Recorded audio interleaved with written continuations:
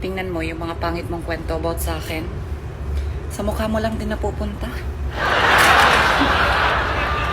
If you don't like me, that's not my problem. It's yours. Wala daw akong may bubuga. Malamang, hindi naman ako dragon. Don't worry. God is never late. Uy, ba't galit na galit ka sa akin? Tingnan mo ako. Pa-tiktok-tiktok lang.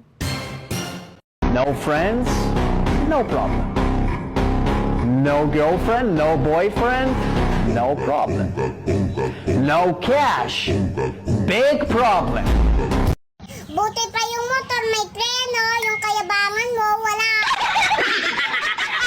Sinabihan ako ng mga kaibigan ko na wag daw ako masyadong kumain ng kanin dahil tumataba na raw ako. So, ayun. Hindi ko na sila kaibigan. Christ is life kayo.